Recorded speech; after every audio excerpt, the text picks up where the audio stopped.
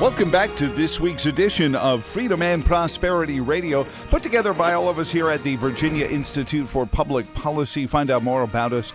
Reminder online at virginiainstitute.org. You can find previous editions of this program at our YouTube channel under Freedom and Prosperity Radio, but so much more afoot, and certainly there may be a reconvened session based on response to the coronavirus in the Commonwealth, what happens with tax plans, and some of the municipalities want to delay public hearings, and how far can they do this, and so many other things afoot. You need to be tied into some of this stuff in our white papers and our Tuesday morning group coalitions when we get back going with them again.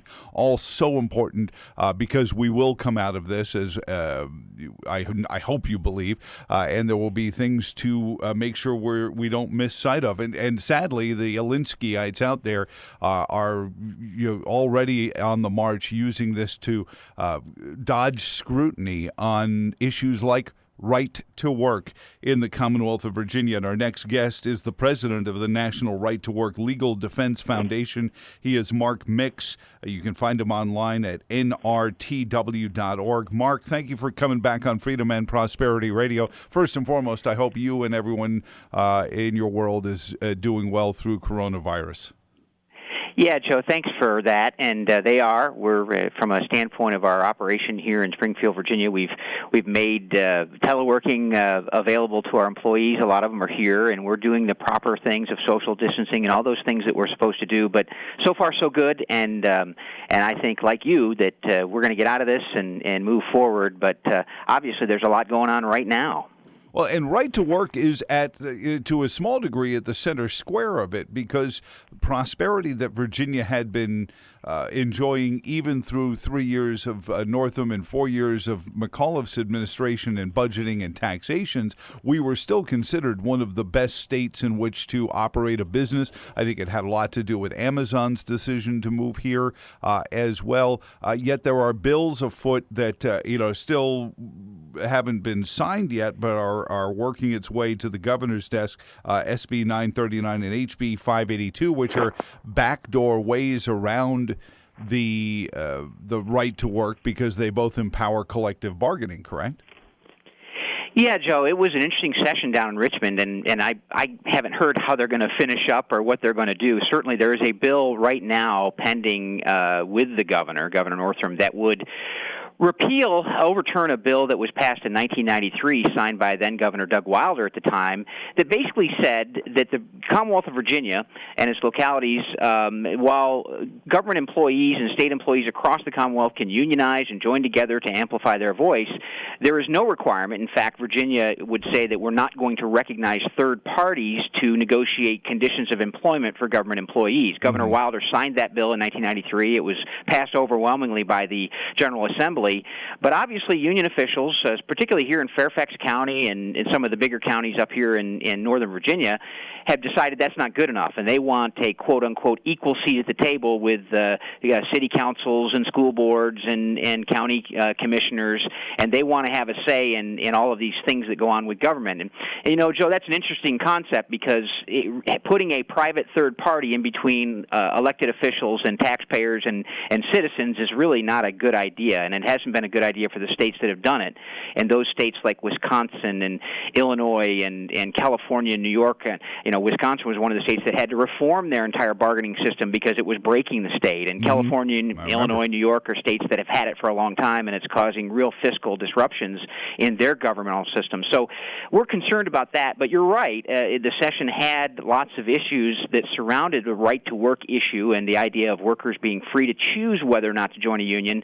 But the majority down there now want to make sure that folks are forced into these collectives, and we believe that's wrong, obviously. Well, and taking this tack and going after it as a public sector comport first, normalizing it, one would argue, is what they're trying to do, is normalizing it, and then in the competitive marketplace of a private business competing with the government, which is a whole other unholy issue to begin with. You say, well, I have no choice. I have to allow a union in my business because otherwise I'm going to lose all my best employees to the government union, so on and so forth. It's amazing beginning to think of Ralph Northam and Eileen Fillercorn and Dick Saslaw being further to the left than FDR and Doug Wilder, when it comes to this issue. But even FDR said you can't have a public sector union because there's never the friction of, hey, if we go too far, we're going to drive our employer out of business.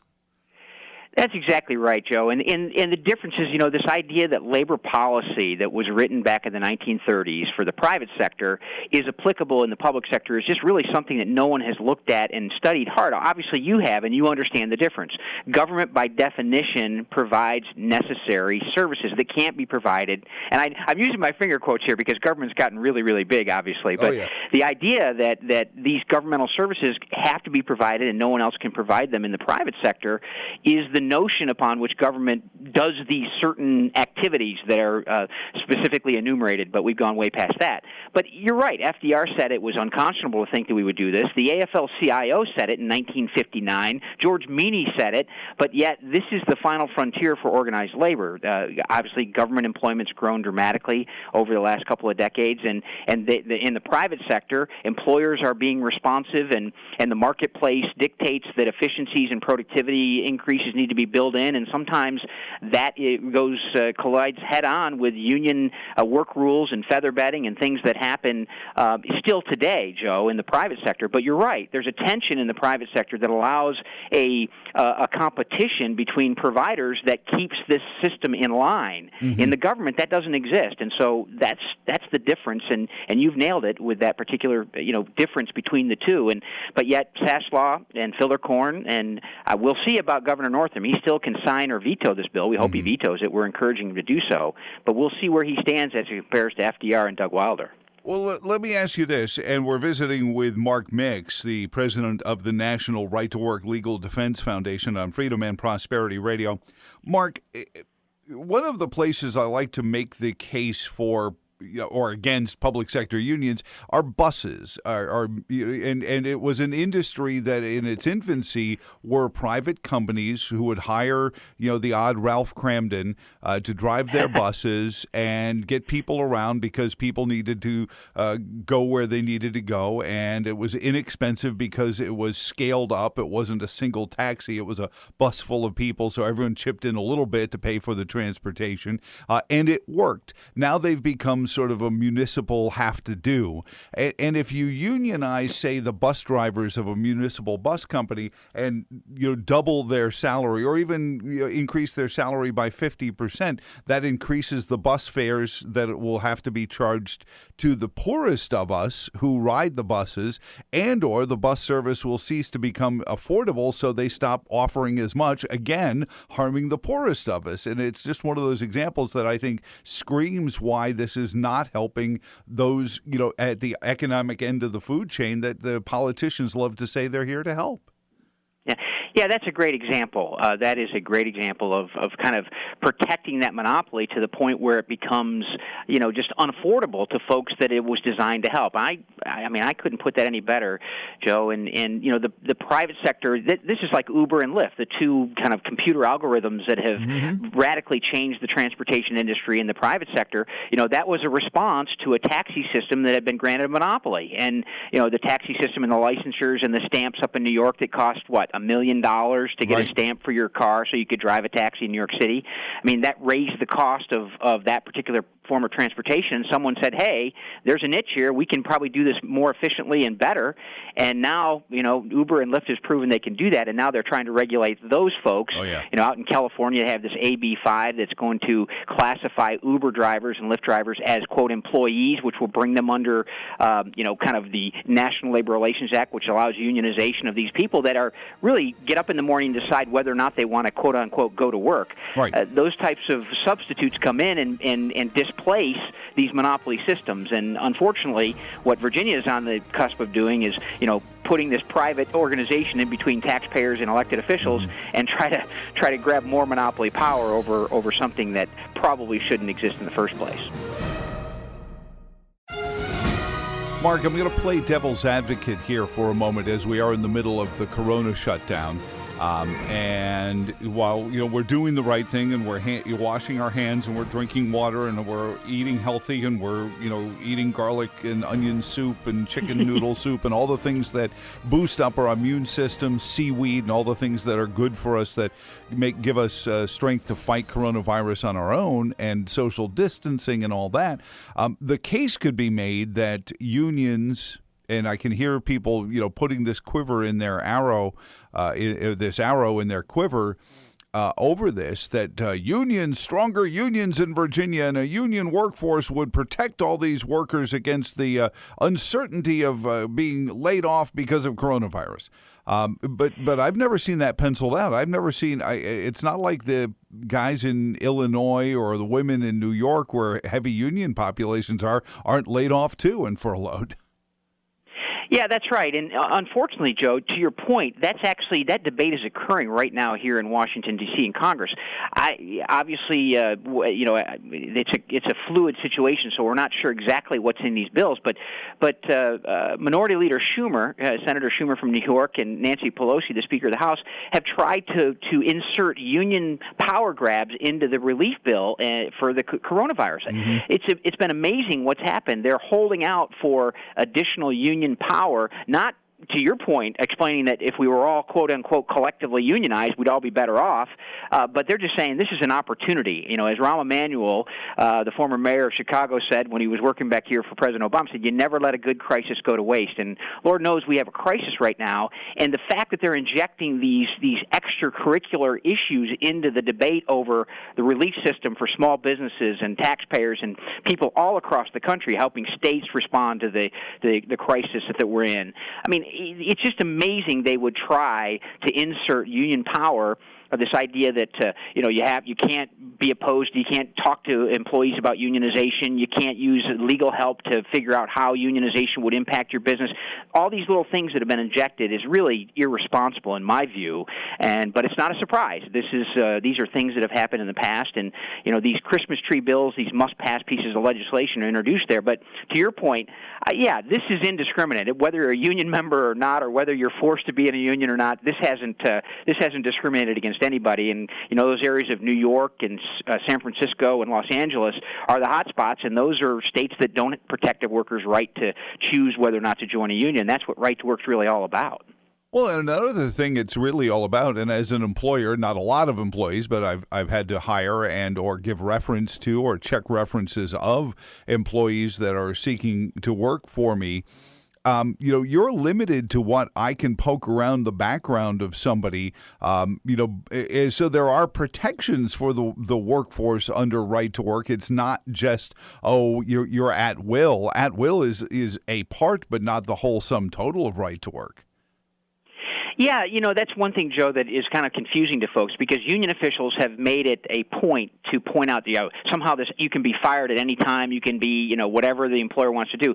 The at-will employment doctrine is a totally separate section of the law from the right-to-work law in Virginia. In fact, 11 states that don't have right-to-work laws have, quote, at-will employment doctrines, and that says, basically you can quit for any reason, the employer can fire you for any reason. It has nothing to do with right-to-work, but union officials, recognizing that they don't want to talk about right to work in the sense of what it actually is. If you look at Virginia's statutory language, it provides protection if an employer discriminates against you because you want to join a union or you want to organize a union. Not only do you have state protections under Virginia code, but you have federal protections if you want to organize a union. So this notion of employers being able to fire you for whatever reason and somehow that's connected to the right to work law is just really a misnomer. But union officials trade in that because they want you to believe that the only way you can protect yourself is by committing to join a union and join a collective. And frankly, unfortunately, Joe, the Supreme Court in a case that we argued back in, 1989 or 90 or something, basically said that a contract could say you must be a member in good standing of the union in order to work. And, of course, everyone knows, Joe, that language doesn't mean you have to join the union. It just means you have to pay fees in states that don't have right-to-work laws. I mean, it's really a a mess. But the idea of the at-will doctrine is something that is separate from right to work in the fact that you choose whether or not you want to financially support a labor union. Absolutely. We're visiting with Mark Mix. He's the president of the National Right to Work Legal Defense Foundation. A couple of bills going through and are waiting for the governor's attention. SB 939 lifts the prohibition on collective bargaining for state employees, and as does HB 58E2. What is the timeline we're looking at? Obviously, all dishes are up in the air, and the governor has his 2 o'clock movement that he has to take for us and remind us why they needed a little festival to try to get people excited about voting for Ralph Northam, because the man can give a challenge to the Listening to Paint and Dry channel when he's giving a speech. That said, I mean, he's got other issues administering the state and our state of emergency. What is the timeline to when we get back to some normalcy and the governor has to pay attention to these bills, or is there an expiration time on them? Well, Joe, and that remains fluid. I think the last time I checked with our state legislative director, who's following this much closer than I am, he said April 11th or April 7th or April 11th was one of the days where the governor had to decide. But I guess, to your point, the fact that there's other things on his plate right now, they may decide to push that. And then the veto session, traditionally the legislature, the House, the General Assembly's come back into session to look at what the governor's done. I suspect that won't be occurring in the month of April. So I suspect that this will be pushing. But the good news is that Virginia citizens can continue to contact Governor Northam at his office and let him know that they oppose this intervention of a private institution in between taxpayers and elected officials for purposes of establishing conditions in government employment.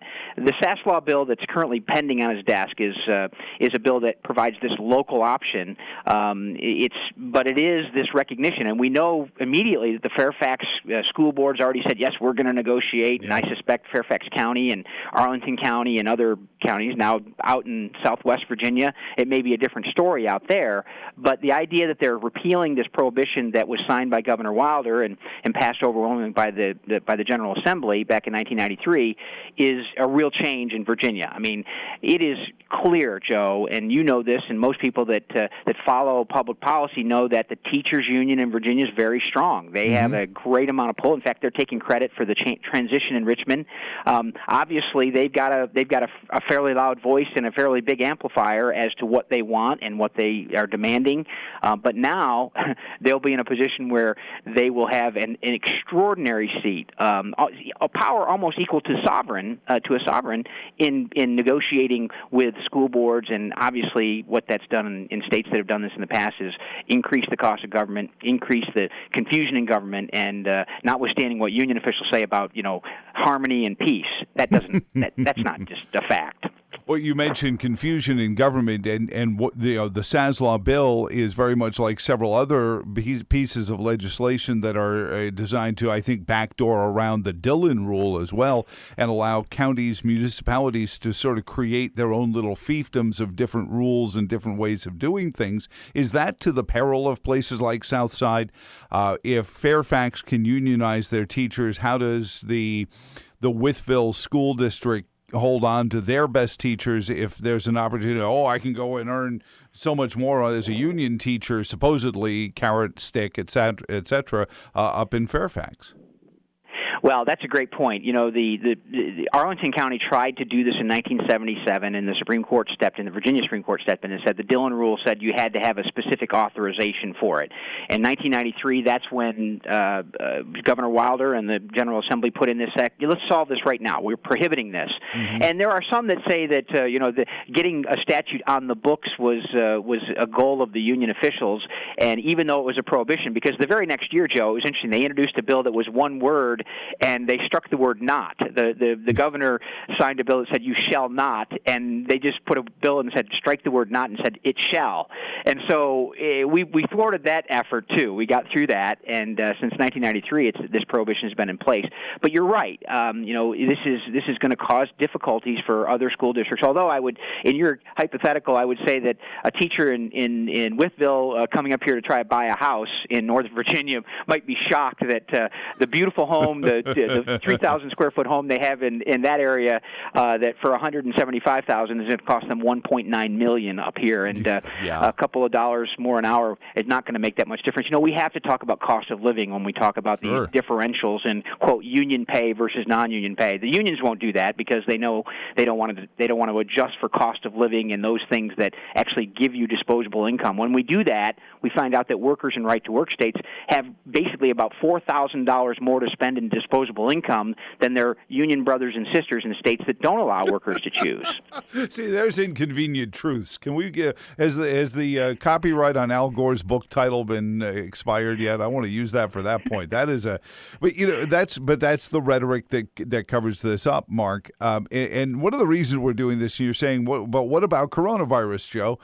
Is that these are the machinations that are going on because while you and your enterprise on the receiving end of this radio broadcast are at home and socially distancing, government isn't. The federal government is chugging along. The state government is chugging along. Your city and your county governments are chugging along, doing things. And we mentioned tax rate discussions that are supposed to be deadlined by July 1st. Will there be public comment session? Who knows?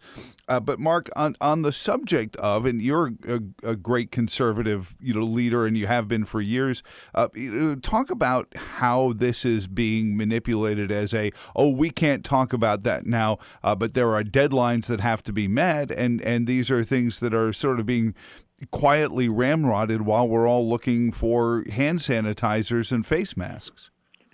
Yes, and Joe, if you can find a source for hand sanitizers, we need some here at our office. Oh, I got the Silverback Distillery is making them, and I know the owner's husband is a member of the U.S. House of Representatives. So I'll talk to Congressman Riggleman and get you some hand sanitizer from his wife's distillery.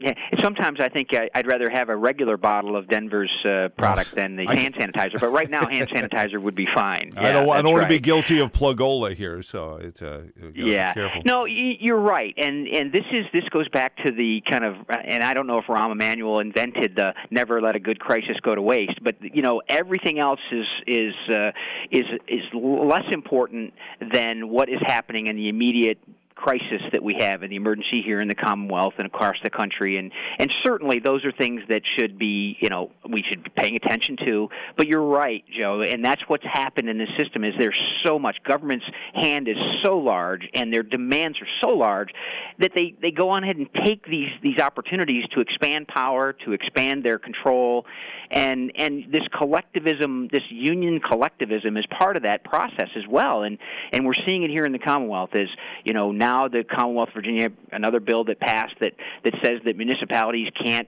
do business with non-union contractors unless they have, quote, unionized rates and benefits and project labor agreements where if a municipality is trying to build something, if you want to bid it, you got to have union contracts and or equal contracts, prevailing wage laws where it increases the cost of government construction significantly. There's no question about that. These are things that are happening.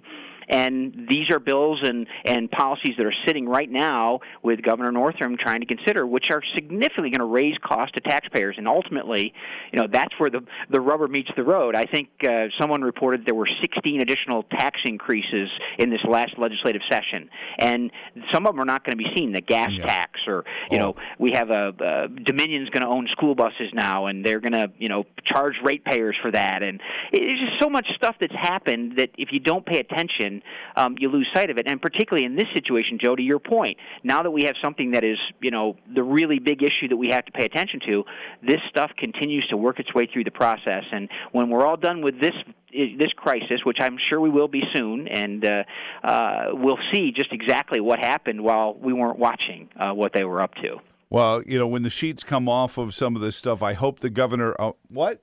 No, it's just an expression. What do you mean? I hope the governor takes the opportunity of this and says, you know what, some of this stuff really is anathema, and I don't want to be further to the left than Doug Wilder and FDR in the history books, and he vetoes some of it under while we're looking the other way maybe, and we can only hope. But keep talking with Mark Mix at nrtw.org. Send letters to the governor. He's already told us that letters from pretty much much anyone and everyone are held in the same esteem as letters from the lieutenant governor. So that's good news, or maybe bad for the lieutenant governor. But Mark, keep well, and for you and all your staff, thank you for what you do, and keep that 6-foot perimeter, but keep going and doing what you do. Joe, thanks for the opportunity, and thanks for what you do in keeping us informed about what's happening not only here but across the country. This type of communication is so important to folks, just to know what's going on and keep track of it. It's hard to keep track of it in everyday life, and thank you for holding government accountable and bringing this stuff to light to folks in Virginia and across the country. Appreciate that, Joe. And for all of you listening, thank you for continuing to tap into the original enabler of social distancing, broadcast radio. Find out more about us at virginiainstitute.org. Until next week, I'm Joe Thomas. For all of us here, so long, and thanks for all the fish and hand sanitizer.